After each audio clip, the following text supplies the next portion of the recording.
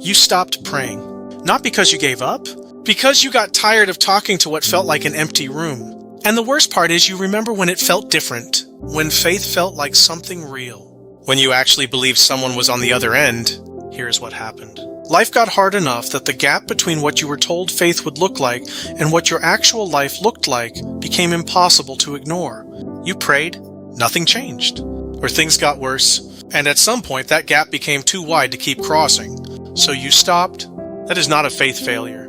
That is a human being who got hurt one too many times. Stay with me. There is a man in the Bible named Elijah, and I need you to understand something about him before I tell you what happened to him. He was not a struggling believer. He was not someone on the edge of faith. He was one of the most powerful voices for God in all of Scripture. He had seen miracles with his own eyes, and life broke him anyway. He ran into the wilderness alone, sat down under a tree, and said something that did not sound like a prophet at all. He said, "I have had enough." Not dramatic, not performative, just a man who was exhausted in the way that goes all the way down.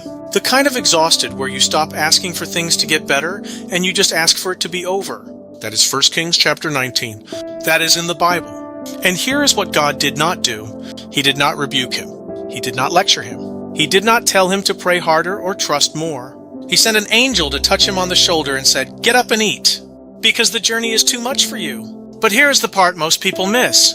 Elijah got up and lay back down. He was not ready. No breakthrough. No sudden strength. He just ate and went back to sleep. And God came back a second time. He did not give up on Elijah for not bouncing back fast enough. He came back again. That is who he is. Here's what I want you to understand. God being silent is not the same thing as God being still. He was working the whole time Elijah was under that tree.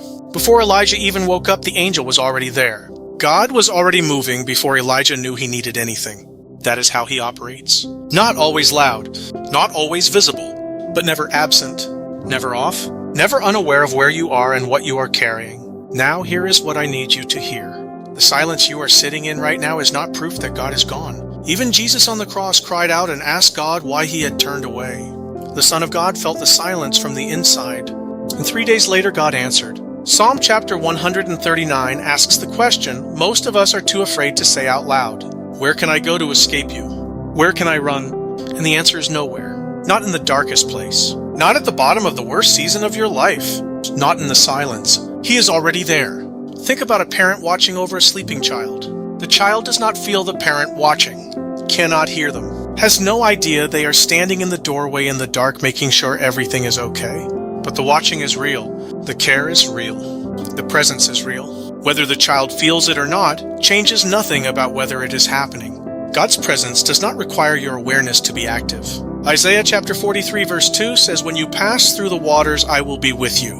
Not around them, through them, with you. And Romans chapter 8 verses 38 and 39 says, "Nothing has the power to separate you from the love of God." Not pain, not doubt, not the distance you feel right now. Not the years of silence. Not the prayers that felt like they went nowhere. Nothing. Let me say that again. Nothing. He did not give up on Elijah for needing a second visit. He is not giving up on you for needing more time. He is already in the room you are sitting in. Already in the silence you cannot escape.